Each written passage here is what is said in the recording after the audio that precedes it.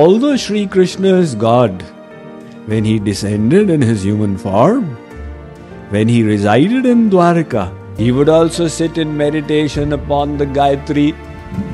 He would also take care of his wives and children. He would also do all the Vedic rituals. Now the Vedic rituals are done so that you slowly reach God. And why is God having to do all of these? Bhagavad Gita, Chapter 3, Karma Yoga. Verse chanting is followed by translation and commentary by Swami Mukundananda. Yadi yaham na varteyam jatu karmanya tandritaha mama vartmanu vartante manushya partha sarvashah utside yuri me lokaha na kuryam karma chedaham sankarasya cha kartasyam upahanyami maf prajaha saktah karmanya vidvamsaha yatha kurvanti bharata kuryat vidvams tatha saktah chikirshur loka sangraham. For if I did not carefully perform the prescribed duties, O Parth, all men would follow my path in all respects. If I ceased to perform prescribed actions, all these worlds would perish. I would be responsible for the pandemonium that would prevail and would thereby destroy the peace of the human race. As ignorant people perform their duties with attachment to the results, O scion of Bharat, so should the wise act without attachment for the sake of leading people on the right path.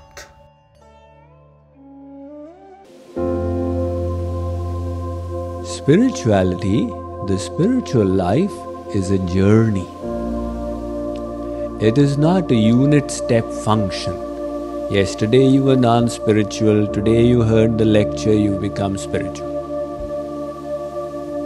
One gentleman was asking me yesterday, Swamiji, I heard that we should see our child and the neighbor's child as equal. But when I see, I am not able to practically implement this. I said, forget it. Why are you trying to implement things that are impossible at this stage? What is possible for you to implement, you try and implement that. This spirituality is a journey. There was once a teacher.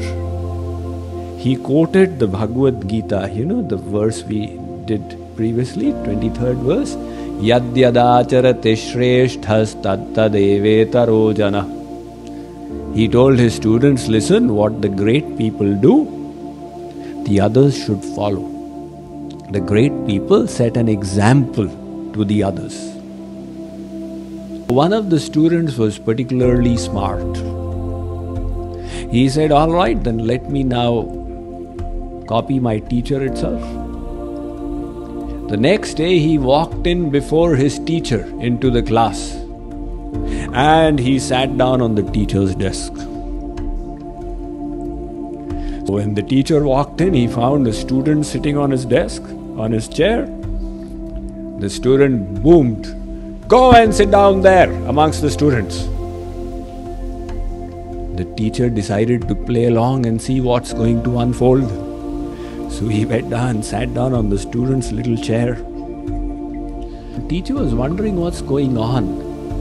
The neighboring student said, "Sir, yesterday you said that the little ones should follow what the great ones have done. So he is trying to copy you. The teacher said, that's the matter. All right. So he raised his hand. Sir, I have a question for you. Now the student was scared. How can I answer my teacher's question?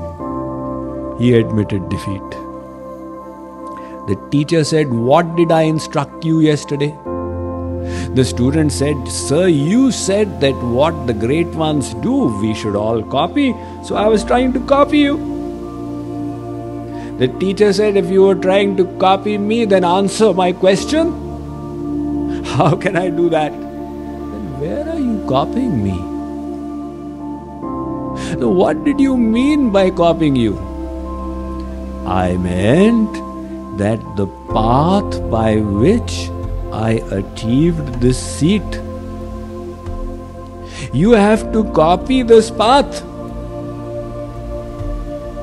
I first went through primary school, then middle school, then high school.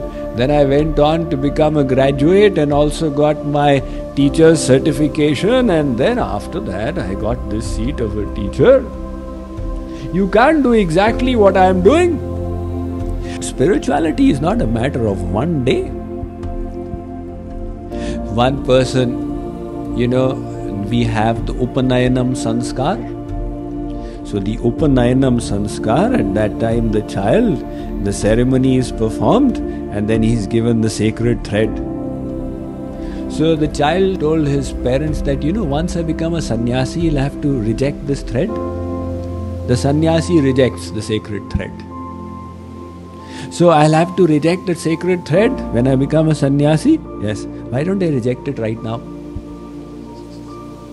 If you reject it right now, you will knock off the ladder you have to reach that point. We all need ladders to climb up. It is right that you have to reach there, but there is a ladder for reaching there. You can't just ignore that ladder. This process is what is required. Now, the Advaitis, they say all is one. Right? All is one. All right, all is one. So, are you at that enlightenment as yet? Once one Guruji instructed his king. The king was his disciple. He taught him the process of Advait Vedant. There is only one Brahma, there is nothing else. Aham Brahmasmi Tattvamasi Ayam Atma Brahma Pragyanam Brahma. So the king said, all right, all is one. Very good. I can utilize this knowledge for my benefit. So he had his queen and there were the maid servants in the palace. So he started associating with the maid servants. When the queen realized, she was indignant. What is my king, my husband doing? The king said that my teacher Guruji has said all is one. Everything is a part of the one. So where is the difference between my wife and other ladies? It's all one. The queen was really annoyed. She went to the Guruji and said, what philosophy have you taught my husband? He's become characterless. The king said, my student is behaving in this fashion. He taught a remedy to the queen. Now when it was time for the lunch and the queen used to serve the food, so it was time, the queen bought some excreta, foul-smelling excreta, and placed it in front of her husband on the plate. The husband said, "Chee, what is this?" "My dear husband, this is rasgulla, jalebi, samosa. But it is smelling so terrible and looking so awful. This is not rasgulla, jalebi, samosa, it is different from it." So my dear husband, you are seeing the distinction between delectable foods and excreta? That means you are not situated on that platform of unified vision. And yet, when it comes to associating with women, you are saying all is one. Wherever it is convenient to you, you adopt the philosophy of duality. And wherever it is convenient to you, you adopt the philosophy of unity. So it is all very well, but Shankaracharya himself had said, Agyasyal papra buddhasya sarvam brahmeti yovadet maha niraya jaleshu satena viniyojitah. He said that without attaining the qualification, if you go around saying aham brahmasmi, maha niraya jaleshu, you will go straight to hell. Because then the internal detachment is not there. You will say all worship is an illusion, all temples are illusions, all deities are all illusions, and you had no realization, and the ladder for climbing up, you have rejected it. So that is why the ladder is given to us by God, and we have to accept the ladder.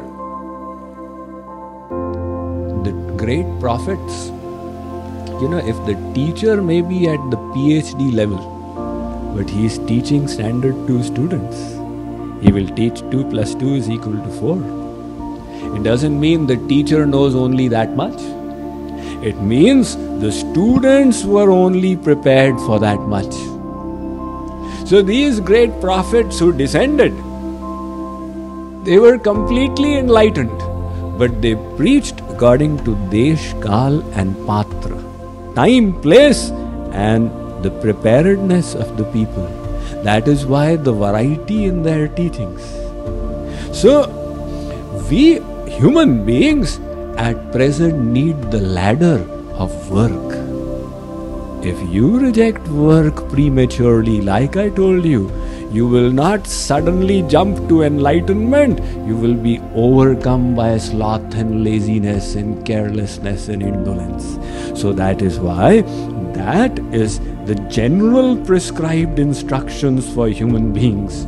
That is why Sri Krishna tells Arjun out here that Arjun, for the benefit of everyone. So earlier he had said Loka Sangraham Evapi, for the welfare of humankind. Now he is repeating that in other ways. He says, Arjun, to set a right example for those who are still in this platform, you continue doing your work. So although Sri Krishna is God, when he descended in his human form, when he resided in Dwarka, he discharged all his duties like an ordinary human. He would also sit in meditation upon the Gayatri.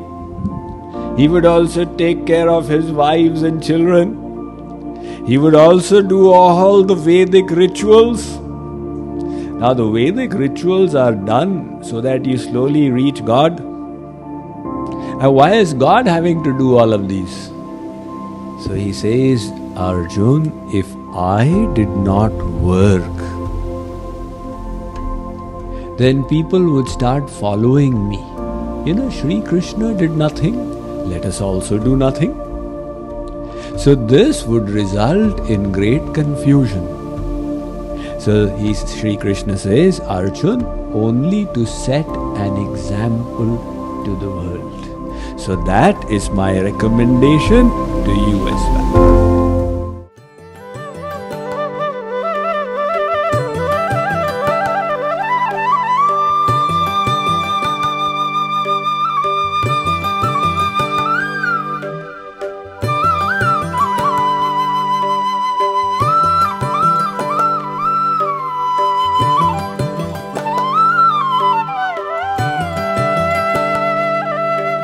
Thank you for being a part of the Gita Gyan Yajna, which is our humble attempt to spread the divine knowledge of the Bhagavad Gita.